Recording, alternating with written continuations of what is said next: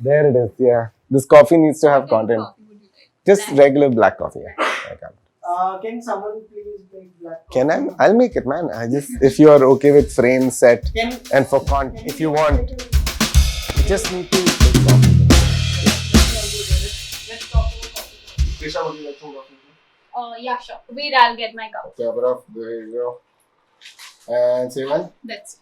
Thank you. You didn't say when, but that's fine. All right. Nice. Is it Russell? Okay. Yeah.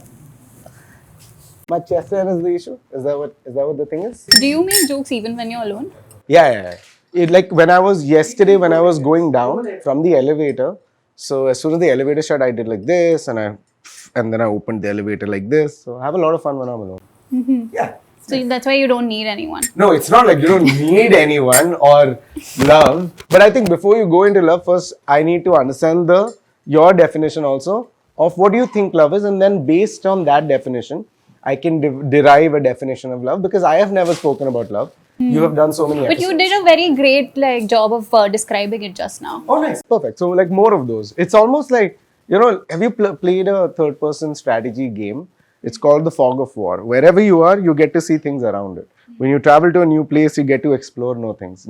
So I think all kinds of emotion, including love, are like, you go somewhere like, oh, I didn't know there was a capability of this kind of. And what do you think is one of the most fascinating emotions that arises alongside love? Like, for instance, I think jealousy is very strange and fascinating. Yeah, jealousy is a very fascinating thing to associate with love, though, because it doesn't mean you love someone more or less, according to me. I think it's just a different emotion that you choose to put in the bag that you define as love. According to me, that's a moment, right? Like, for example, if you and I are talking, this conversation, I'm loving this conversation, right? So that is what I would still define as love. It doesn't mean it's you or it's me.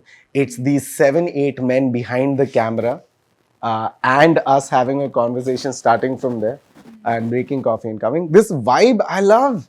This is what I live for. Now, this happens to be in a professional setup, but if this happened to be in a personal, more private setup, then you really feel like, oh, this is great. And that moment is what you love. And then it doesn't mean that it was you or it was me or is the coffee, but it's just like, oh, there's something starting deeper. To feel special. Yeah, it's a deeper feeling. So by the end of it, like, I mean, it's a Sunday, he called immediately and I was like, yeah, there was no yes, no. Shruti, who's my manager, she was like, hey, you want to watch the show? It's about love. You'll have to talk about these things. In my head, I literally was like, I saw the things that were sent and it started popping up my algorithm. But I was just like, it'll be fine. Because again, there's a sense of like respect. I like him as such. So it's weird to say I love your work, or like the word love is so overused, like a heightened emotion. What I am trying to get to is there a version of love which is least stressed with a lot of responsibilities or like expectations and all of that. It's just like it's a stress ball which is like completely open and relaxed. That is all. That is the kind of love I want, not the give me a call in the morning, give me a call in the night, because that I think is a relationship. That is different than love, which is a bigger package. Two friends can be friends and being in a loving relationship, and you start dating them, and that also goes into the packet of love, but that relationship shouldn't become the packet. If that's, I mean, the biggest disservice we've done to the word love is to trap all of these things in a 2-syllable word called love. Makes sense. So what would you say is not love according to you? For sure. You can even throw random words. Let me see. Like, for example, you want to define what decor you want in the house, or you want to define what your happiness is. Similarly, it's such a vague term. Love also, you should be able to define. It's an open canvas. I think love is just a canvas board. You can put whatever paint you want on it. Unfortunately, sometimes you've heard so much that you're like, right mein red hoga, niche black hone chahiye, baki gradient hai, that is love. And you're like, is it love or is it romance? Very big difference. Is it infatuation? Is it a crush? Is it a cost of opportunity? Is it the vanity of, oh my God, this person fits exactly the kind of beauty definitions that you would say, that like, this is what I like. And then you find someone who's doesn't meet that, that I like this kind of feature, that kind of feature, your definition of what is a pretty thing, and then you get attracted by that. But then that is what I think is just attraction. I think love is so much deeper, especially now at 35, where I don't know, some friendships have become love, where it's like male friendships, female friendships, where it's no more, it's platonic.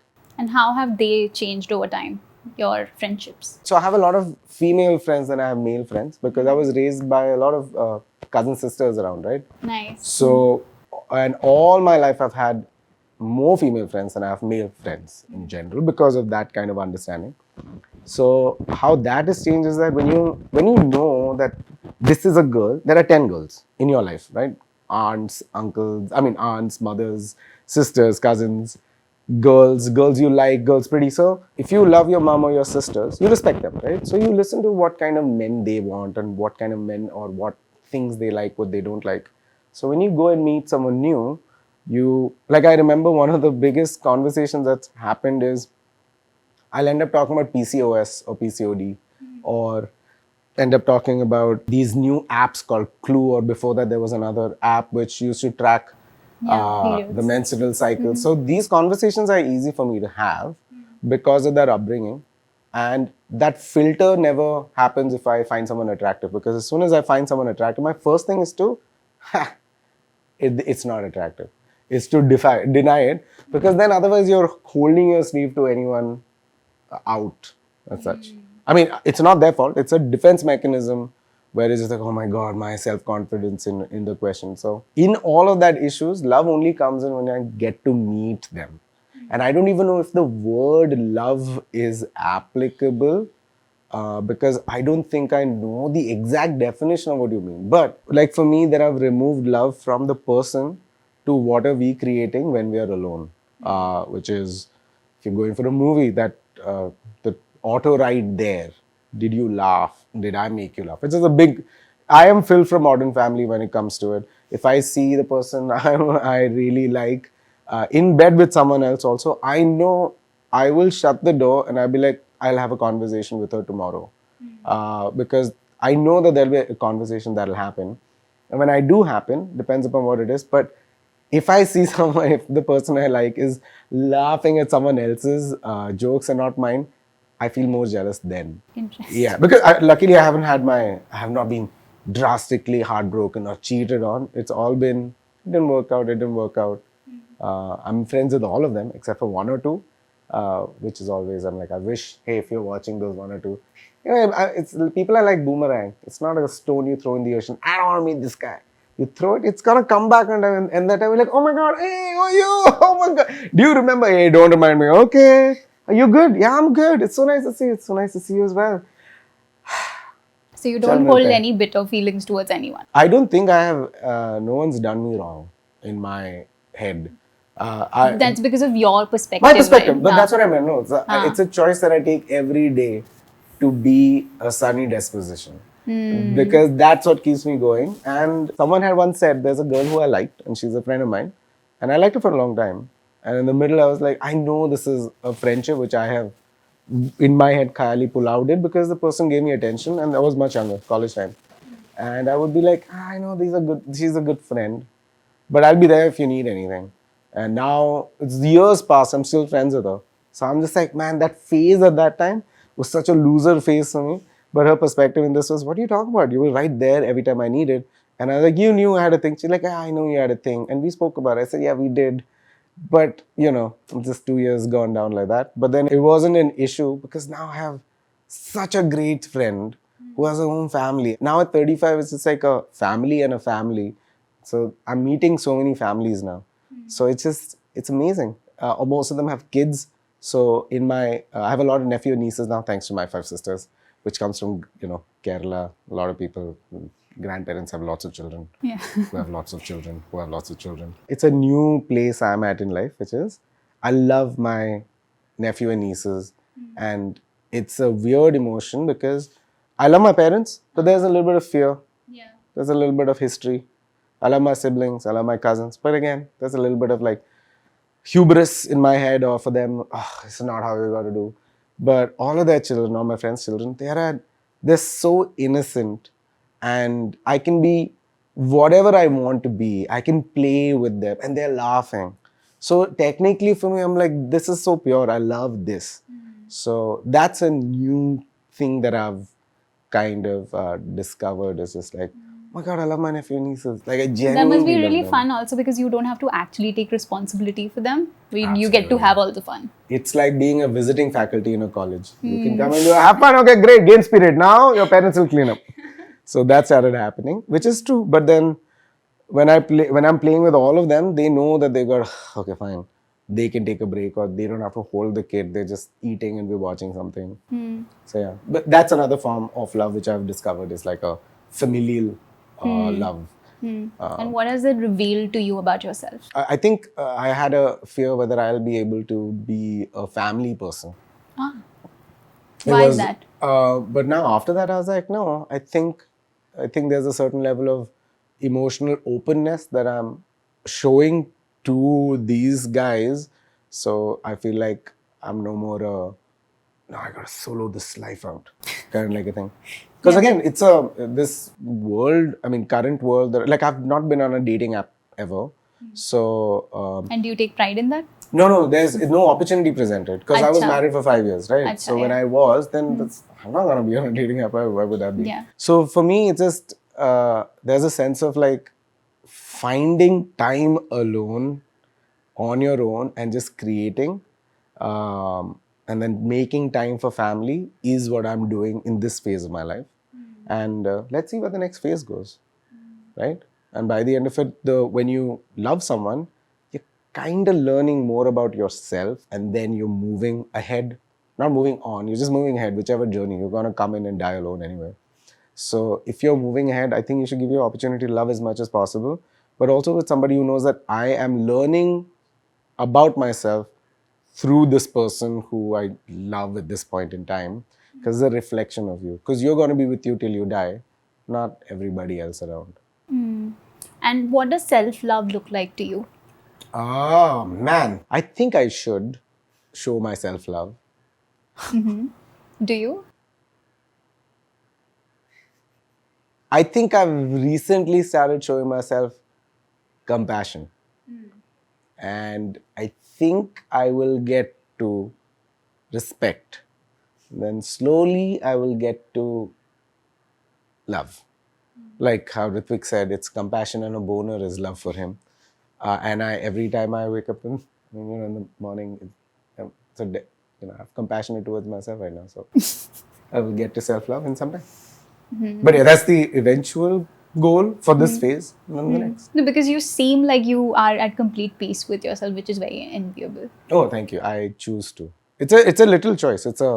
Like I said, it's every day you wake up in the morning, you have so many things of like, oh, there's this work to do. Oh, I didn't call my parents. Oh, no, this person. Oh, I didn't miss this. So what about this person? But I'm confused about this.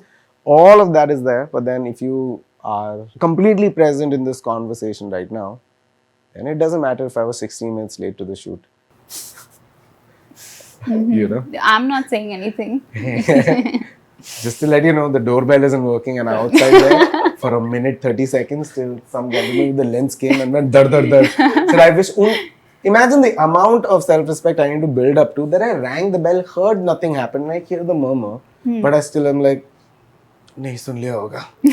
And then I ring the second time, I'm like, I hope sun liya ho. I don't want to offend. Then this guy came and dar, and I was like, oh my God, this guy is so confident. Yeah. So if you're going through that slowly, your life is going to be hilarious anyway. But do you wish to be like that lens guy? I wish to be like that, yeah. Of course, I want to be like the lens guy. I want to be that lens guy. It's like, hey, my time here is valuable. I'm not going to waste outside and there's work to do. Come on, open up, which is great. But somewhere the opposite end is like, did I bother you? I'm so sorry. That's why I asked you, can I have coffee on camera so that you can't say no? Good choice. You've been played. Thank you for your coffee. Talk to me about your siblings. How has your relationship with them changed? So I have one elder brother. Uh-huh. And I have lots of cousins who were raised around. My brother is 7 years older. So technically he is my father and my parents are my grandparents in that hierarchy of things, right? 7 years is like you start taking care of your younger brother and all. all three of them are single-handedly one of the biggest reasons why I'm still doing what I'm doing. As compared to a lot of people who have this, I have to tell my parents I got to do this. My parents and my brother came for every show, recorded every show. This is when I used to do music back in Delhi and recorded every article. They're like the biggest fans. Yeah. And three of them, and the rest of my family are my first audience. Because if I make a video, if I send it to them the first, they get to watch it and then I'll show it to the rest of the world. You'll send this one also to them. Yes, of course I'm going to send this to them. And subtly my mom will be like, who's this girl you were talking to about love? Hi, auntie. Were you close to your brother growing up, or? My brother's always been the older, so I always aspired to be. So the difference is that I have a lot of respect and love for him, but it's more aspirational than it was, bro, I got your back, bro. We are the same age, bro. So my journey with him is right now to reclaim, we both are bros, like we are equal at a certain, not age-wise, but we're equal at IQ, understanding where it is, and we're equal at wanting to grow deeper. It's the willingness of it. So it's gonna take me also time to build that same kind of like dhar confidence and not like, I hope I ring the bell. Gets a little annoying otherwise to tag along. You can't be a true partner unless you're like, you take the left step, I'll take the right step. It can't be like, I took the left step, should I take the right step? You already are not dancing well. So love to for sure is there. But then it's not the same kind of love I have with like somebody who I meet and connect with, as people say. So for me, that kind of love is like regardless of what happens, they hit me, they stab me. It's like a unconditional, which means that it is somewhat like blind faith. Like I believe in God in this current day and age. I know for a lot of people like, how does this make sense? I'm like, I choose in that bag to put this. Similarly, I choose to put this over there also. So you might do whatever wrong you want to do unintentionally or intentionally. I'll end up forgiving anyway. Because that's a choice I'm trying to make as such. Interesting. I have an elder brother as well, and growing up we weren't that close. But after he moved out of the house, it's very funny, when we were growing up together, we had to share a room and stuff. And for those 10 years, we had no conversations whatsoever. We were each other's worst enemies, and we were sort of pitched against each other almost, and we would snitch on each other all the time. But the minute he moved out of the house and he's currently living in the States, we started becoming very close and we started having all these conversations, and it's almost like I've gotten to know him for who he is. It's like meeting a new person all over again. And I find that reintroduction in an existing relationship very interesting. Has something like that happened to you? Exactly the same. I think my brother used to stay in the same house as us. Like I said, there was a lot of veneration, respect and fear. So it couldn't be a choice of love as much as a necessity. But I think when he moved out is when there's like a huge vacuum of space and time alone. Then you get to rediscover yourself. So when you re-enter their life, then it's a new person. And the beauty is you need to disconnect again and you will come again. I think somewhere, this thing of now and forever I will hold your hands. You have too many hands to hold. You cannot hold everyone's hands at the same time, and everyone needs to let go and go on their own. That's why I think with siblings, it's a beautiful journey, and with friends, it's pause and play. Parents also, ideally you should speak to them every day because they don't want your love, I realize, at a certain age. Parents want your time. That's the difference. We think we love them, but they want your time. Because I think after a certain age, parents is like, I just want to spend as much time. And you also like, I just want to spend as much time. The time you spend together might be, oh my God, I should have just stayed home. Oh no, why are you doing this? All of that is part of still having something to hold on to once, their time is done or your time is done or that phase happens again, is to hold on to something.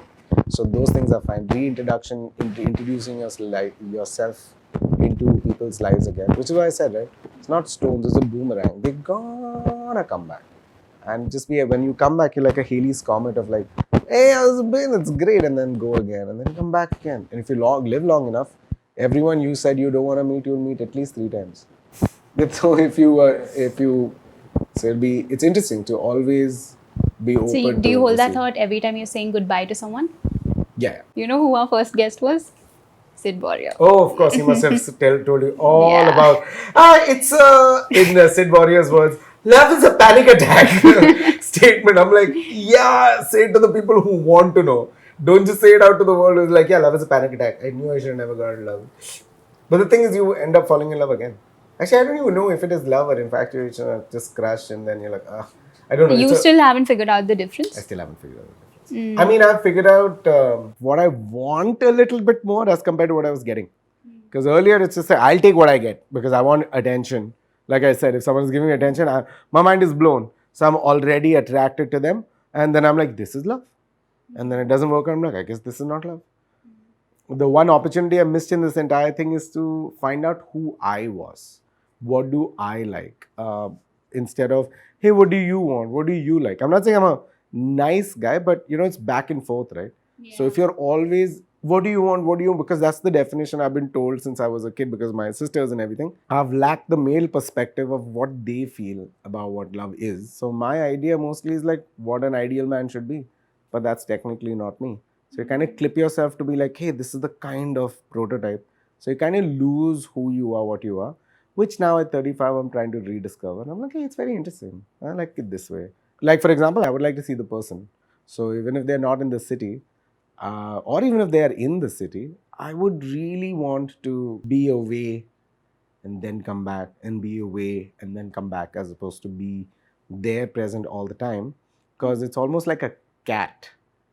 I want to go hunt and bring you a rotten bird as a gift.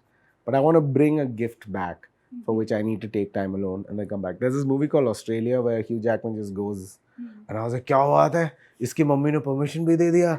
इसकी wife and girlfriend भी उसको phone देंगे. Not where are you today? Who are you with? Nothing like that. So that prototype of a relationship has been our 20s, right? And 30s is slightly different. So it's very interesting to rediscover that. Anyone has anything from the crew?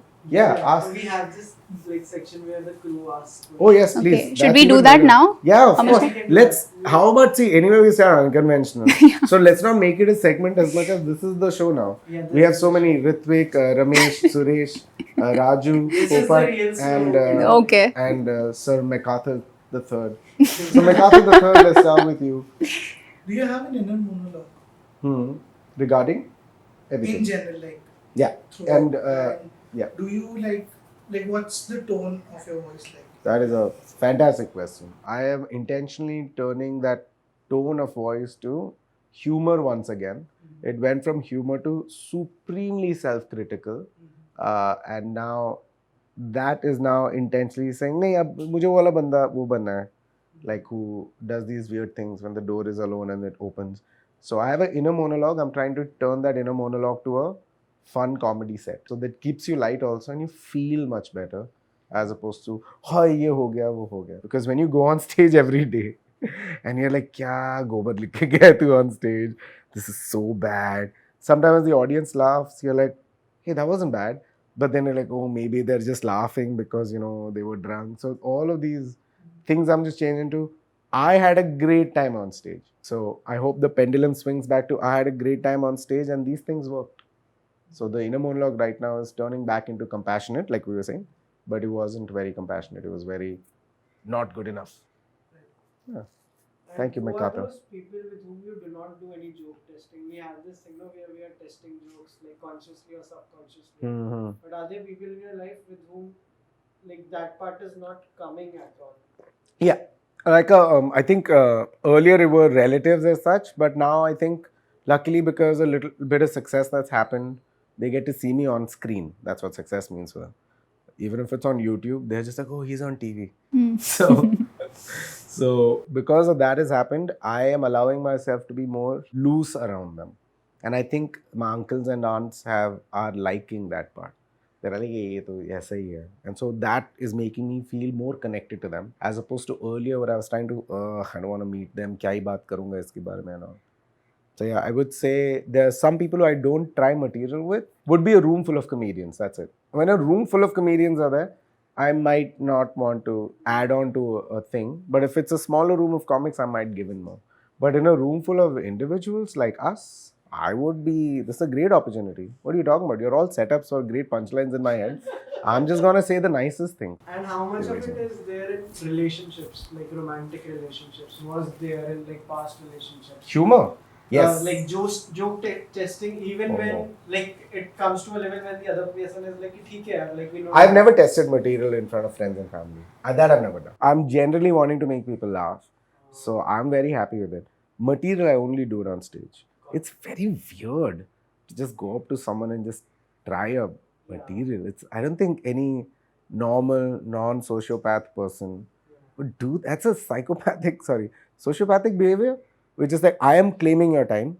Now you listen to me. Like, what is this ambush? And out of politeness, you're like, no.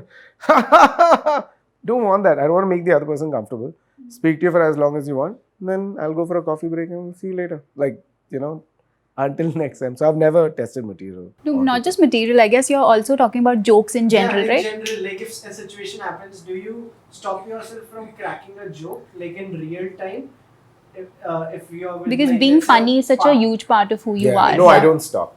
You don't stop. No. Yeah, that's what I was trying. It is, though you would see that if the mood is fine, then it's great. If the mood is not right, then I don't consider myself as funny and jovial. I'll be a little snappy. And that makes me feel bad. But that's just me being me. But because I've put such a huge filter of like, everyone needs to be happy around me, I need to be happy, which is an unjust and unbelievable expectation I put on myself. There are only few friends who I work with, like Shruti and like Lloyd and all, they get to see that side also, and I feel immediately apologetic. But I'm just like, it's a moment of weakness. But I will always strive to make the other person laugh, because that way I feel visible, if you know what I mean. It's not that I feel validated. That's the second stage. There's a short film that I'd written. It's about an interview series with of course, a lot of people have written the same thing, but it's with a ghost. And what the ghost misses the most is gravity, is touch. When you have been a ghost for such a long time, that you're not just invisible, you have no sense of like gravity. There is no imprint you can leave behind. And that would eat you up more, because you're literally existing without existing. That is, I think, what a ghost will feel the most. It's just like, I want some kind of, this virtual reality world there is no tactile to it. So if you ever have to imagine, if a ghost has any, let's say, memory, which is not neurological, but let's say it's a imprint, in that case, that's the kind of feeling sometimes you feel. It's just you're truly invisible, and you can be passed by and passed through. That reflects because of maybe confidence issues and all of that, but a sense of like, okay, I came in 16 minutes late, and I'm like, it's just 16 minutes late. And then Shruti told me that you guys are still rolling and doing other things. I was like, oh, that's fine, I can come. That's why I asked for a coffee. Because if it wasn't, the first thing I would have done is sat down and just done the shoot. But I was like, do you want coffee? Yeah, you can request. They might have coffee. If they don't have coffee, fuck it. You can have hot water and continue also. So that kind of like, not assertment as much as, hey, I would like to do this, is where it comes in. And it becomes very tough to love someone like that, right? Because somewhere love is also about like, I like this person. But if the person is trying to wipe themselves from a situation and make themselves invisible, it's tough to love. Because it's just audio and visual stimulation, but there's no empathetic connection that's happening. So in a way, you need to be visible for other people to see you. In this case, it's humor. Yeah. But it can also be like a conversation like this, right? Like, I enjoy a conversation like this. Our team members also, people who work with, everyone who I talk to, I dive directly into, let's go into deep conversations. This surface level to पिछले 30 साल से किया है. I've just discovered deep conversations and like crying in conversations. Let's do this. So yeah. When was the last time you cried? I think recently only. But like sometimes it's crying because of overstimulation watching a film,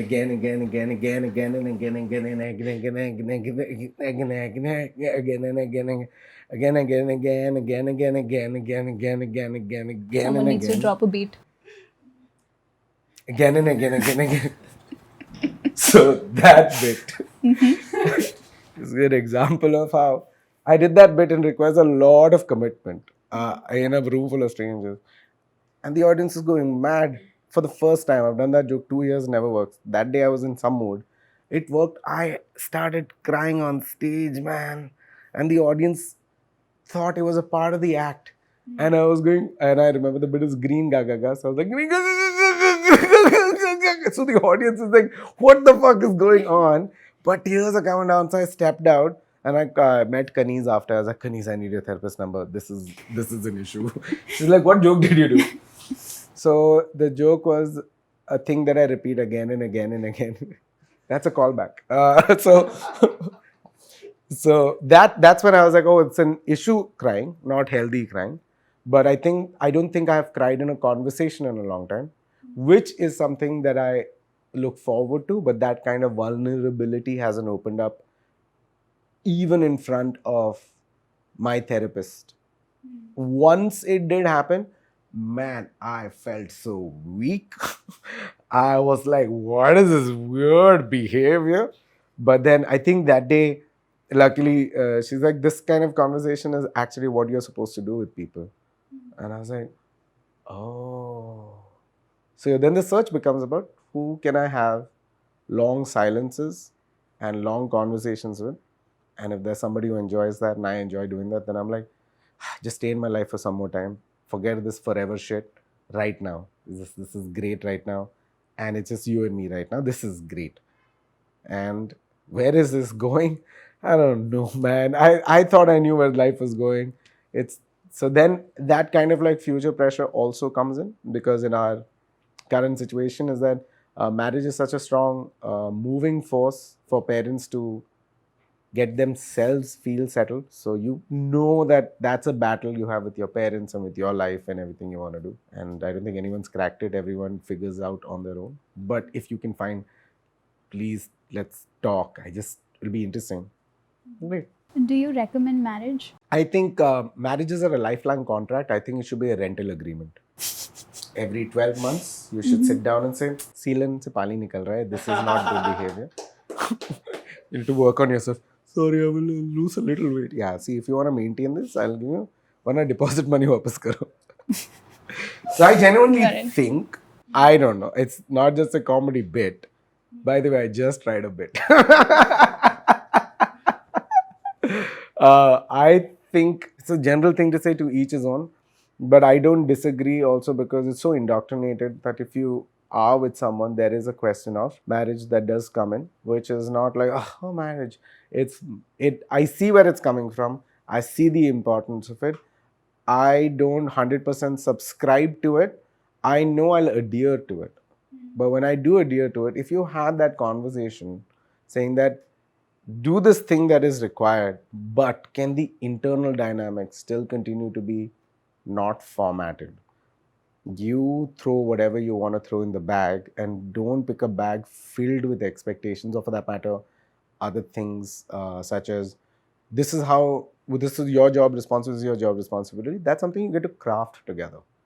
Like, for example, I've seen after people getting married, weirdly, the heterosexual marriages are coming with so much of this is how these are. as opposed to, I think I would want to speak to a few of my like homosexual friends, just be like, how was their partnership? Because it's undefined.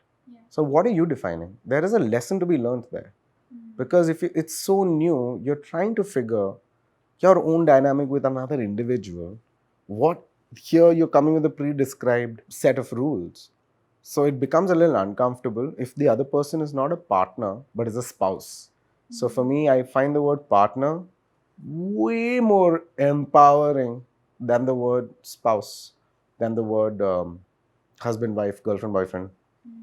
That partner is such a strong word uh, because it's wide. Because sometimes they're like, partner, oh great, maybe he's gay. That's why he's saying partner, and I'm like, I don't care. But like the word partner would be way more equal, and then it is comes with connotation.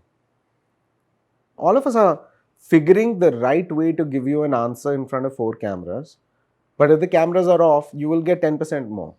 It's just unfortunately how the because I haven't met you before. Exactly. We haven't met. So I'll be like, yeah, I'll open up whatever I want, the people who are watching them to be. And other than that, if him and I meet again at a bar without your audio rolling, I gotta check your phones next time, man. Then I know I'll be like, yeah, let's fucking, this is a great conversation to have. So I think this is interesting. Then you should meet the artist again and do a second version of it. This is your invitation for the next round. This is the next one. One like episode every year, same day. Our own boyhood. This is great. Oh yeah, exactly. That would be interesting. There is this one friend, Sonam, of my friend of mine, Sonam. She did a 4-series interview. Every week she spoke to me during the lockdown. I think four, five times before, and then she recorded one episode each every week as a what I thought, how it changed, what I thought, how it changed. That was so interesting for someone to have dedicated that much time and extract so much. So by the 3rd day, I had fully opened up. When I look at the interview, I'm like, what is this? What is this shit that I'm saying? And a good shit, not bad shit, because she brought out some really interesting. So similarly, I think it's very interesting to 1 year. bring it we again. Call it rent agreement renewal. Rent agreement renewal. That is, thank you. I mean, but again, question. Don't you think rent agreement renewal? Marriage is let's say, a promotion to an already existing great living arrangement. My thing is that it would be ideal to get to know someone, understand if this is what you like, try it out for some time, you define the timeline. Then also to see if you want to become supremely committed and you want to spend more time, then to move in and to see how that thing functions. And if it doesn't function, then having the ability to move out. What happens in most of our relationship is that we forget to check in because we're too afraid to check the status quo. But you need to check in every day or every week or every month in a way to attempt to talk. So don't go to a marriage counselor only after your marriage has started to fail. Go to a couple's guide when you start going in a relationship. Not every day. Just be like, hey, by the way, this is where we're at. It's almost like you took a printout of what the document was, and then you go back later and you show another printout and you're like, oh, this is the difference. And you want, when they say you got to work on a relationship, not like, oh, you got to work, as much as, fuck, it's so interesting. Did you know last week I was 75 kgs, and after we spoke and you said that I want a more attractive, like, I want someone slightly more fit. It's a little weird. I'm not as attracted, what to do. And you worked out, and then immediately there's a sense of attraction. Isn't it great to see that change? So you're kind of working it. But we all come with our flaws. Like, I'm very vain. I am. Is it fair for your partner to have those expectations from you? It's fair for Specifically them in to that have. example of losing weight? Absolutely. It's not controllable, right? If you're an intellectual person who knows that, I don't know, but some people are attracted to tall people. You just can't help it. I mean, then it's a choice to not be attracted. That's fine. It doesn't mean you as a partner won't work. It just means that there'll be somebody else more attractive. It doesn't mean that you have to be attracted to the person the most to be with someone. I think you can be with someone who you're not as attracted to, let's say, visually from your references of like, oh, this is what I think, a Julia Roberts format is what you think is pretty. Or if you think like this is a person that you've considered pretty, that's a lot of unwinding to do.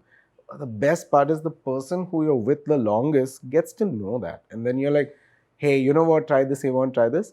It doesn't mean it's got to be in you. But like, for example, I like teal earrings. So I would buy teal earrings and then I would be like, hey, this is a nice one, and they wear it. I feel they look nice, but it's not a request to be like, hi, can you change your nose? Can you change it? How about you change your forehead?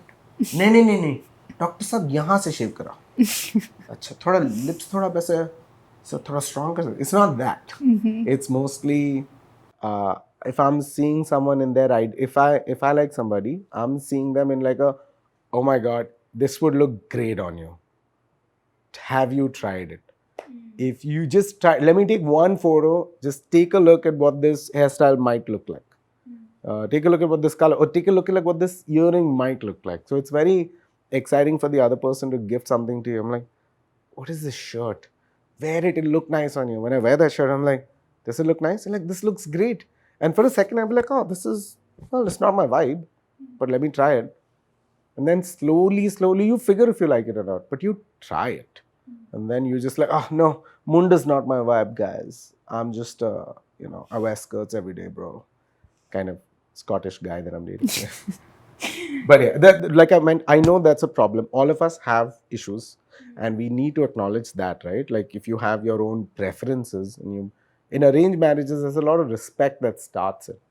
It's also great to see. So it's just that I'm waiting to see some great examples of successful marriages at such successful rate. It's just unfortunately a lot of things that I see around, the reality check is not as inspiring. So then you're like, I guess everything ends. Then you're like, if everything ends, then start everything now because it's going to end in a few years. So start now, why start later? Makes sense, yeah. It's a pessimistic way of looking at love. But what I meant is, hopefully you learn something along the way about yourself. Hopefully. But is it worth all the heartbreak that comes along with it? Yeah, to be honest, I have a very different opinion on heartbreak. Heartbreak is defined by how much you want it to be broken. There's a sense of self-sympathy that kicks in after which it becomes healing, but you don't know at what time do you need to stop taking that self-sympathy for you to come out of. A lot of people make it their own, like I made it my own thing that, oh, I've been done wrong, just to feel visible, and so I then chose not to be self-sympathetic, to be visible, but laughter makes me feel visible. So that's also a choice you got to take. The question that you're asked, has it generated any good work that I've done? Heartbreak? Of course. Like, there's a song called Average Melody Song, probably the only song that I've ever released. It's on SoundCloud only. It's not on any other platform. 2014 or 13. That's a song I wrote after I felt heartbreak. Punliners, a series which I did, which was back in the day, which was just puns that I was making. A series, I just wanted to do something. I started. Son of a Bee started because there was a point I was feeling low. This person wasn't liking me. Breakup had happened, on and off. In that frustration, I did create. So I know that the sense of that heartbreak creation has happened. I don't think that's the only way to create something you love. There's that sense of maturity that comes after a few years, which hopefully I will hit soon. Like when I was low, I think I've written so many songs in the lockdown because I was trying to deal with things. But it generally helped. And recently I wrote something because I'm happy. And that also I enjoy. So I feel much better knowing that there is this way of feeling good as well. It just doesn't have to be down in the dumps. When life throws you something, you just have to deal with it. Hopefully you pick something on the way. I don't think it's just, yeah. You don't have to be Ranbir from a Rockstar every time. So happiness can be a fuel too. I think happiness is a big fuel. I think happiness is the kind of fuel that... Sorry, I'm just... I should have told No you. worries. You guys created such a nice line. It's coming in this. Yeah. I'm just saying that happiness is a fuel if you have, then the people around you also, I guess, feel good. Sorry, was this No worries. not respectful at all? Don't worry about that. How long has Shruti known you? Shruti, how long have you known me now? 8 months, right? Yeah, 8 months only. Before that, I've worked with someone Shruti knows for seasons of Son of Abish. And so from there, we used to chill also. Lloyd, I, Rana, her. Then from there, I think you were looking work-wise. We were like, hey, I would like if you were free. She's like, yeah, we'll work. Because I was gonna ask her for some embarrassing love-related stories of you, if she would know. I don't think you not know. have any. Yeah, because 8 months only, no? Because Yeah. I missed out on this. So what I know is like say, oh wow, and that Yeah, also yeah. is not a lot. But I guess if you ask Lloyd, he'll probably Lloyd also won't know. a lot of scoop. No. No. He also, Lloyd said that I started opening up only recently. Yeah. So till that time I was pretty much a robot. Acha. So- No, but so people around you didn't know the stories? Not even people closest. Even the people I was dating didn't know the real And you story. aren't in the habit of talking about it at all? No, because even I didn't know I was in any of this emotions or anything. Like, what will I talk about when I don't know what the emotion is in general? The one emotion I recognized was the emotion of rejection, which became a very identifiable pattern, which I chose to change. And that is like a moment where I was like, oh, you can choose this. You don't have to be like, this person also. So my self-worth ki dhajja ud rahi hai. Where it's just like, yeah, it just didn't work out. That's fine. Just go out again. It's not about going out and finding love as much as now what I'm at this phase is it's about discovering yourself and hopefully allowing somebody else to discover themselves. And if you find someone like that, they're like, I just want to live a life for the next foreseeable some time. We both get to discover each other independently. I don't want to know you. You don't need to know me. Just know yourself. It's like a cat coming back with a gift every month. Like, dude, I did this. You're like, you did this? I said, yeah, I did this. Like, that's crazy. I don't know. How do you do it? I don't know how I did it. That kind of like a friendship is, oh man, it's like an ideal thing.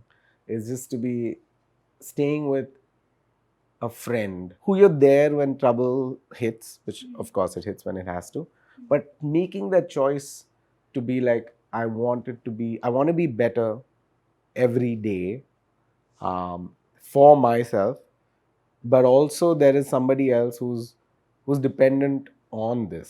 So I can't just be spiraling down all the time because then it becomes a pattern of I'll spiral down, I'll pick you up, I'll spiral down, I'll pick you up. So having that open, like, hey, by the way, you spiraled twice. It's getting a little exhausting. Oh shit, I'm so sorry about that. Yeah. I'm also sorry. I just thought it'll be fine. Give me some time. Let me think about it.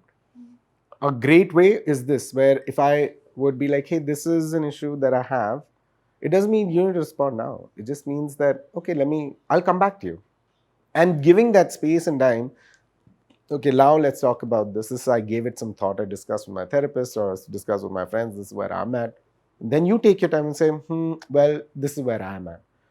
Giving yourself time and allowing the other person to speak is such a, like, this conversation is great because I can speak to you for 30 seconds and it's not going into a different direction. But if this kind of a conversation happens with two people who are a little bit more intimate, has more connotation and context, and they're like, I know the kind of person that you are. That kind of, it starts feeling taken for granted, but not in a good way. Yeah. Like you're not the background radiation of my life anymore. Now you're a solar eclipse that you need to not look at. The point is that, that sense of like, I had a shit day, but I'm going to go and talk to this person for the next 30 minutes and I'm going to have a great time. That is what keeps it interesting. Before we move to our game, Yes. I would like to ask you, what is some advice you would like to give 20-year-old Abish? I think the one advice I would have definitely given myself was to have a sense of agency. Having a sense of, I won't say self-confidence, but like having a sense of, I am occupying this space. And if somebody is coming and just standing here and looking at this space, don't get up and go for them to sit. Because the difference between being polite and being subservient is thin, veiled in my head. So somewhere to figure that right balance of like, I'm very comfortable. If you want to sit, you feel free to sit there. Or if they're like, this is my favorite seat, then of course, then if it's your seat, I'll get up and go. But don't just offer without them asking. Then it becomes, like someone did say, it becomes a little too much to be around you. Because if you like someone, like if I like someone, back in the day, at that age, I'd be like too in their face to be like, hey, I hope you like me. I'm a good guy, I hope you like me. So a sense of it is like, I like you, but I'm not attracted to you anymore because it's so like, oh, we're okay, right? You're fine. And if you want, I'll drive from 10 kilometers away and I'll bring you food. Also, you're hungry, I'll bring medicines. And so it became like a Swiggy delivery boy without them wanting. So there's a sense of, if only had a sense of self-agency and you found yourself a little attractive, or if you liked yourself, it'll be easier to like you. Because they don't like you, I think people like the way you like yourself, because that sense of agency, that pole running through your center core is just like, oh, I just like the way she handles herself. Oh, I just like the way he dresses up when he's going to the gym. Oh, I just like the way he wakes up in the morning, listens to his music, has some coffee, does his own thing. I like that. So that sense of agency of like, this is what I like, would have been interesting for me to have started exploring at 22 instead of at 35. Then probably I would have had a different sense of what I think love is, example, which is like, it's not to save me, I need somebody, as much as somebody likes to be around me. That is what I wish I knew then. Lovely. So this game is called Spill the Emotions, and the rules basically are that each of us will pick a chit, and on the basis of the emotion written on the chit, you get to ask me a personal question and I can do that to you. Oh, lovely. This is a two-way attack. Oh, Yeah. great. Okay. Tip it. Tip it, tab. Which color do you want? So I pick up something. So also like, should you tell him every color is from the emotional wheel? Like there is this emotional wheel of colors, so every color has a metaphor. Oh, wow. Of course, it's yellow. I don't know what the metaphor stands for. So now I'm going to open this and I'm going to read out the word. Yeah, even I'll do it. Ready? Steady. The first word I have for you is motivation. What do I have to do? Ask you a question about motivation. Yeah, like a personal question on motivation. Oh. If you don't like this, you can take another. No, of course. Sandeep Maheshwari or beer biceps? Okay. A personal question about motivation, right? Yeah. It doesn't have to be personal. I'm okay with it. It's better. Spare motivation. I mean, I was just asking how deep can we get. मेरा question पूछ रही थी and then पूछना, yeah. हाँ. So Then I come got to deja vu. Deja vu, yes, Yeah. please. So when was the last time you experienced deja vu in a romantic? In a romantic situation. In romantic situation, a deja vu is called PTSD.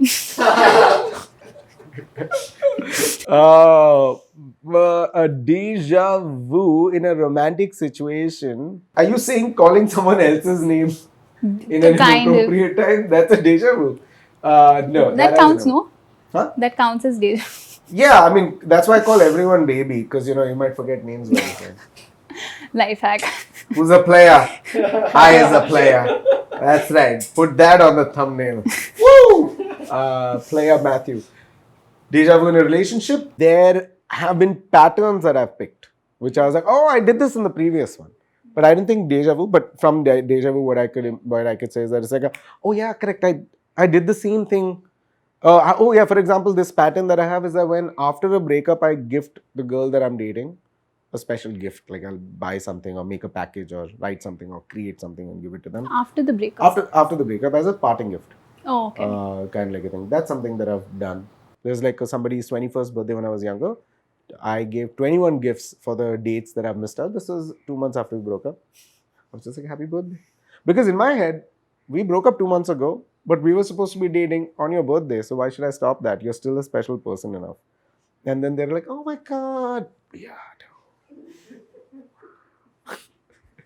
Deja vu. Question about motivation for you is, do you feel motivated to meet someone? No, I don't. I would like it to be as organic a process it could be. What is an organic, like a process in your head? Basically, I think a better way to answer that would be the only way I am including someone new in my life in a romantic sense is if I absolutely cannot deal with not having them. Oh, yours is the opposite. Like, I really do need them. There are levels to it as well, right?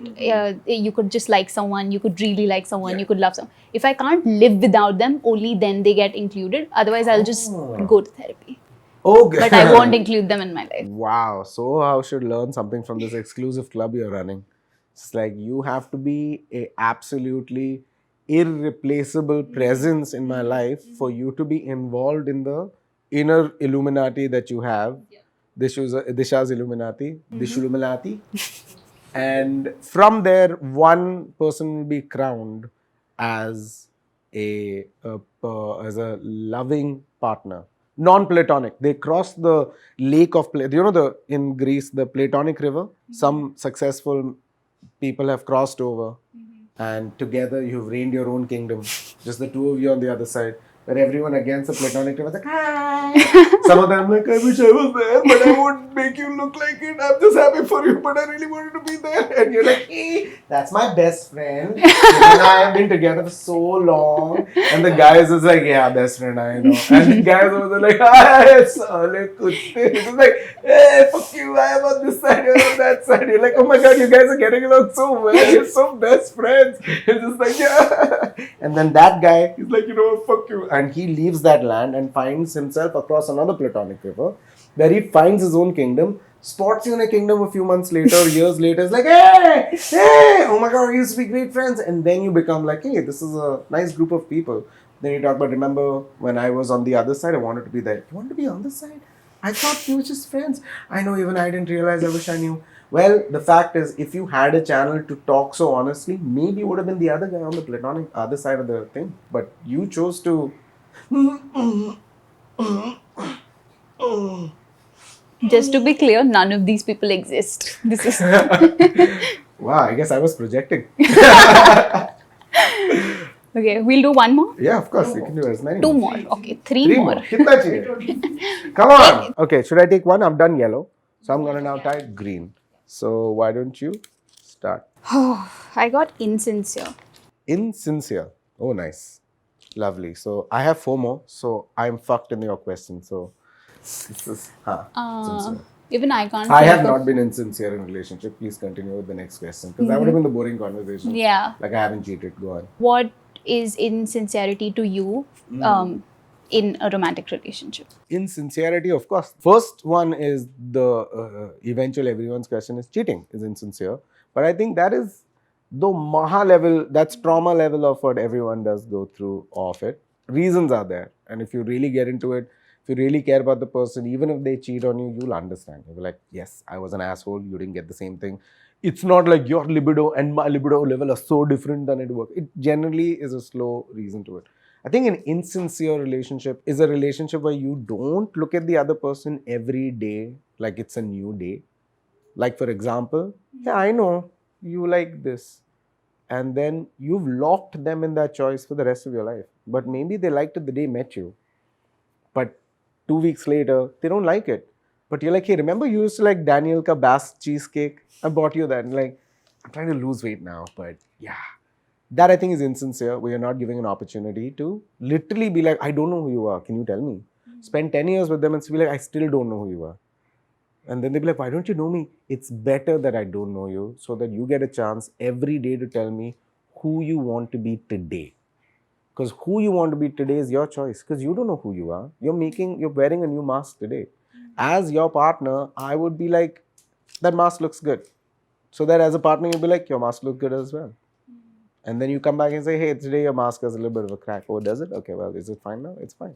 Because slowly when you identify you have a mask is when you remove your mask and you're like, oh, you're like this. Yeah, I don't like this.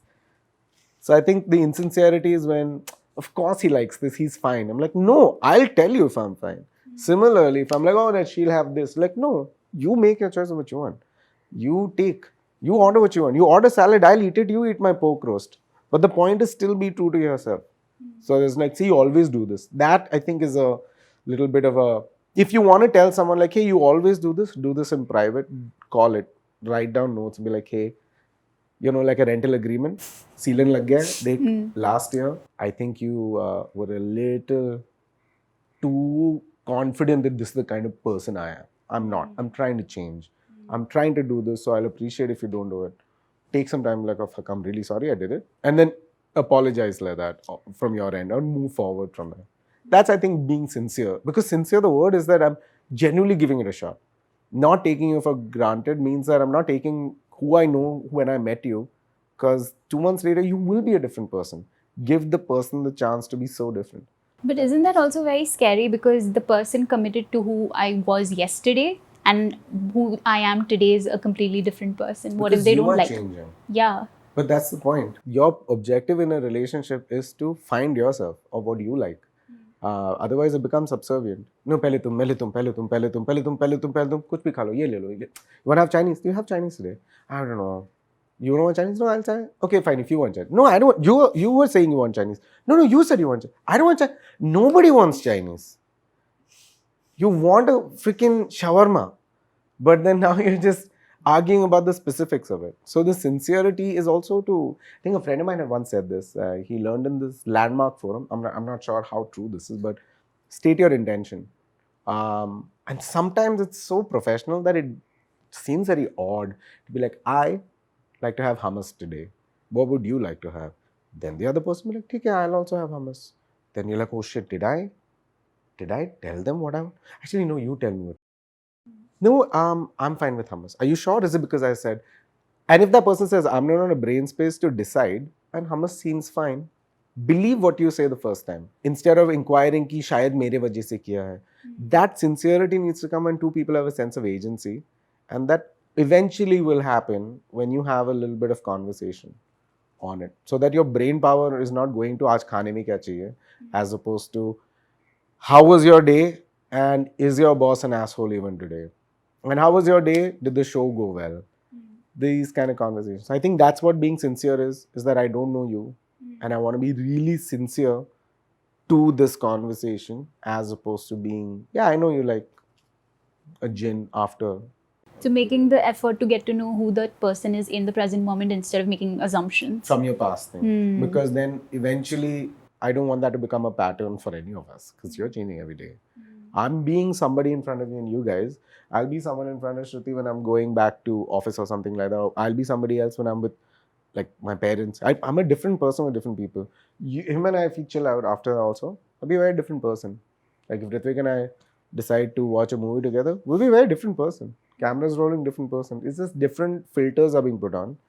And I don't know at what level, which mask is like, oh, this is me. Oh, this is me. Iske upar mask tha. I haven't gotten there, but I need to be okay exposing myself to this one person who will have so much metadata about this personality that it becomes scary to expose when you don't know the future. When the best part is that you don't know the future. So leave your solid imprint in front of this person who knows who you are, regardless how the future goes. Because tomorrow there might somebody else. Hopefully you hold your own imprint and say, this is how I was, instead of how the other person was. I have a question about FOMO. Do you think in modern day relationships, is there an issue with commitment that happens with the availability of exciting, oh, I'm going to meet someone new? Is there a fear of missing out on somebody better and hence you choose this is not it? Is there a sense of FOMO, a generation, or this opportunist mindset of at least Alpha 1 Indians are? Yeah, for sure. I think so. Like, I've noticed this about myself and a lot of my friends, that the thought of what if there is more out there never really dies. And that is the number one reason why so many relationships fail, even though they have a lot of potential to be healthy and successful. Right? I feel it as well. There's this sense of there is someone better. There's always a fish. There's bigger fish to, what is it? Bigger fish to? That's the worst thing to say when it comes to dating. But I don't think this is said in a dating context. Right? No, but you know what I mean, right? There's so many. More fishes in this There are more fish in the sea. pond or In the pond. See, that's so interesting. What do you think it is? Is it fish in the sea? Yeah. There's no frying. There's lots of no. I think that. Fry each other later. There you have. So I think this is something I've noticed recently where sometimes it happens to me also, where I start speaking to someone and I feel like, oh, this is going well. Oh, this is going pretty decent. Oh, this is really nice. But then you go somewhere and you meet someone like, oh my God, this is also great. And then you're like, oh bro, what are these women are amazing. That's because I'm showing only 1% of myself to them. I'm great 1%. But if you see me 10%, I'm like, yeah, I don't know. And then you go 20%, you're like 50%, okay, my mom just died, Abish. Stop cracking jokes at a funeral. But I thought this is, but not the right time. But you laughed at your dad's funeral. That was different. everybody attractive these days. Like everybody. It's odd. Everyone is so attractive. When I mean attractive, not everyone looks great. You're fucking confident, at least on screen, whatever you're seeing. On Instagram or dating, everyone's got a game, bro. Everyone's confident, they're polite, they know who they're putting themselves out there. As opposed to a lot of people that I know, they're not on Instagram, they're on Facebook. And I'm not talking about old aunties or uncles or grandparents. There are young people who choose to be on Facebook. They should have had kids a long time ago. Uh, but I feel like there's this sense of, there is someone who fits this clique of what I think is pretty. But that's a very 20s way of looking. I think that when you get to your 30s, 35s, I think at least, I mean, I speak for myself, at least when I got to my 35 now, I was just like, man, it's one of a great conversation. I want that person to feel attractive towards themselves so that that self of agency is what you feel attracted to. When they say personality, this happens when you are at a gathering and you see a lot of attractive people, but when you talk to them, you sense like, I see this. I'll be a good friend to you. This is not going to work out. Even though that's just a conversation in the back of my head because of that FOMO thing. Because I'm like, I'm not enjoying the conversation, which is very new. Earlier, just getting attention, I was like, "Arey, ladki ne attention diya, bhai, wo pyar ho gaya yaar. Arey, oh," and then 2 minutes later, like, "Oh, you're dating somebody. Don't worry, I'm still gonna be your friend." And then I end up being good friends with them. Then I'm like, they're great. Then I get to see them. I'm like, oh, thank God I'm not in a relationship. Dodged a bullet. Yeah, dodged a bullet. But that FOMO is one of the reasons a lot of people are not, I mean, at least you don't fully, I want to sign an agreement right now. Somewhere, for me, it's also fear, but like there's a lot of FOMO also. There is always someone that serves your mystery a little bit more, curiosity, as opposed to familiarity, which you can commit to. Because somewhere the word committing and settling is so like, I'm settling here. And you're like, but there are these here that kind of keeps you deviated. So I don't know if there's an answer to it, but I think it's a thing that together as a generation we'll have to review it later. Just the amount of people you've met, hopefully the people who've gone for a lot of dates, I'm guessing you guys all, you're able to see something more, find out something more about yourself. Because I haven't dated or gone out on dates as such, which I think a lot of us also haven't in this country. We immediately go from I found someone to we are in a relationship and we are getting married. That sense of courting that used to happen is like I'm courting this person, then I'm dating this person, then I'm in a relationship. Then that is not there. So it's nice to experiment on like, what is this? Is this something? This is great. Another thing is physical compatibility, which is the main thing a lot of people overlook. The person can be really good, but just not great physically with you, even sexually, right? It might not be ideal, but what I've seen or sensed is that if there's someone like, this is what I like, can you do this? And you're like, hey, this is what I like. Then you're like, oh, this person is communicating in the most intimate form, which is very awkward and silent. And then you want to try something more. You want to say something sometimes. You want to keep silent. Keep that open. I think that's something we always keep forgetting because love, like Ritwik said, is compassion and a boner. So, matlab, aap samajh jao ki explanation is in that way. Love is compassion and a boner. You want to do one more Yeah, round sure. between you and Ritwik? Ritwik, what about, bro? It's your house, man. Don't come on the screen. Yeah. And your, okay, and ooh, very interesting. My word is rage. What is your word? Trauma. Trauma. I think it's the same word. You have a question to me deep about trauma. While on the stage, have you ever remembered any of your trauma while cracking a joke and had an epiphany about that trauma? Yeah, I think the defense mechanism of trying to crack a joke, sometimes some things come out of your mouth that you find it damn funny, and hopefully other people do. Then like, oh fuck, maybe it's an issue, and then you figure it out, and then you're like, oh, you have these issues. Trauma is according to me, trauma is you're in a quicksand. The difficulty with which you get out of it, defines the level of trauma according to me. Because it might just be a heartbreak or like a small thing, but it becomes a trauma. Depends upon how difficult it is for you to get out of it. It's a self choice. But on stage, man, I'll be honest, I am performing at the Habitat these days, and these guys have this, they record a video and they send it to the artist to watch, to review later. Sometimes I watch my own 10-minute bit and I'm like, yo, that's not okay to, that you look shit, you have issues, okay, this is, oh my God, you said, like this rental agreement joke that there is of course coming from some trauma. It's actually very like smart way to say. Yeah, I really like that. Oh, thank you. And also, I think trauma, like, there is a line about comedy, like, once you have understood any topic completely, then you can joke about it. Yeah. So, if you are having a trauma and you are joking about it, Yeah. And then you are still getting affected by it, that means you have understood your trauma, Yeah. but you are still stuck in the past. That's all. Oh yeah. Oh yeah, that's such a great way of putting it also. Like trauma is being stuck in the past instead of dealing with the present to, clear your path for the running. That's a nice way of looking at it.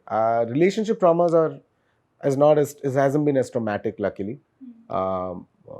Most of the other traumas are not based, they're internalized more than external forces. I've got loving parents. I've always dated some amazing people. Like, no one has cheated on me. Nobody has said anything behind my back. It just didn't work out and it fizzled. And then it's a conversation and then it ends. Except for one or two people who I haven't spoken to in complete years, I'm still great friends with all the people I ever liked, or they ever liked, or something happened and it didn't work out. That's happened. And I think, I don't know, it plays such, like I think about it and I feel amazing. While I still think about the one or two people I'm not in touch with, and I'm like, I didn't want to do you any wrong. It just circumstantially became an issue. I wish I could talk to you. That kind of like, I just hope that in the future I'm able to bump into them sometime, like, hey, oh, I know, right? Thank you, great meeting you. I'll see you now when I'm 75. But like, I want that kind of like a thing. Because when I die, I don't want even a single person to have that sense of, have a sense of agency, man. Just duck, duck, duck. Rage is the word that I have. Have you felt an emotional rage towards any person? Why are you laughing? Because his answer is, that's all I feel about everybody. Have you felt rage about somebody? Have you felt that dichotomous position have you ever been in where you, passion, and that same passion on the flip side is the rage?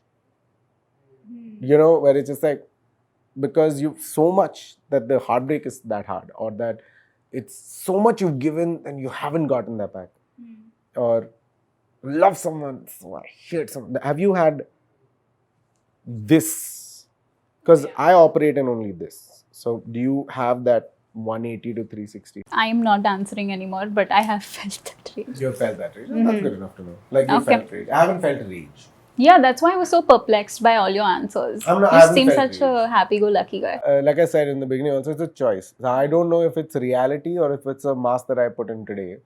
But so far I think so. But you've never ever felt rage towards anyone. No. I also need to remember, I was raised Catholic. We are born to be guilty. Right? Like when we were born, we were like, "Wah!" We were like, sorry. So we started off with sorry. And that kind of picks and builds up also.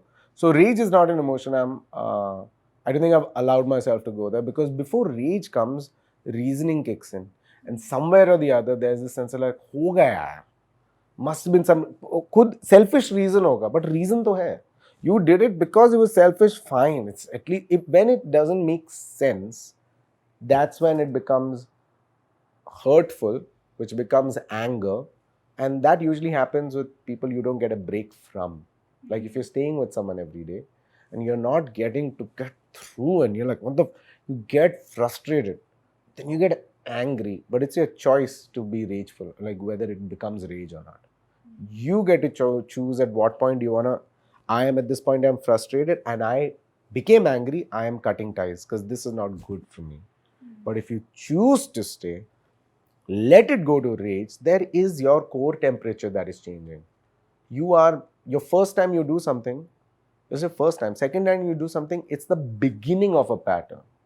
Third time it defines your first pattern. And then that becomes your, I'm speaking to her, but I just want to have a cigarette right now. Yes. Please usko cigarette. So it's your choice whether you go talking to someone, you immediately pick up the cigarette because you're stressed, work or professional life or like personal life. Your choice whether it shouldn't go to rage or not. You know who I feel rage towards? People who aren't subscribed to Chalchitra Talks. Guys, So can you please is ask that them to? rage though? Or is it just, I don't think it'll be rage. It'll just be like, we're having such a great conversation. You should subscribe. So that this channel can cannibalize true emotions of popular people that can be portrayed on a place which is not found anywhere on the internet. And that itself makes them look human. And then every artist loves to talk about themselves. It's a great place where a good host will ask you a question and this person will talk for 10 minutes. And you'll edit or put an episode which is respectful enough for the artist that they don't look bad. But kind of put one scandalous thing there so that people get to see it and Viral Bhirani and all of them are like, hey man, this isn't bad as such. So,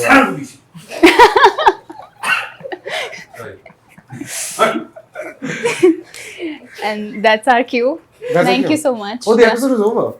Yeah, you can totally jump in on his episode and continue. One answer, what Abish said. Wow. Thank you so much for watching Dishcoveries. My name is Abish Mathew. You must have discovered this episode because of Dhruv Sehgal's episode. So as you can see, Dhruv Sehgal's episode is recommended here. My entire objective is for Dhruv and I to be in the same panel while you're there Got as it. well. And if you're watching Neville's episode, Why? sure, you could do that as well. You know, just like you can have friends who have a Maruti Swift Desire. It's your choice. Because, you know, maybe you'll watch his episode once and maybe you can watch this episode again and again and again and again and again and again and again and again and again and again and again and again and again and again and again and again and again and again. Not as funny the second time. No? Not as funny. Wasn't that funny the first time either. But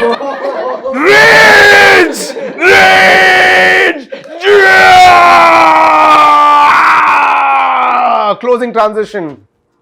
Nice.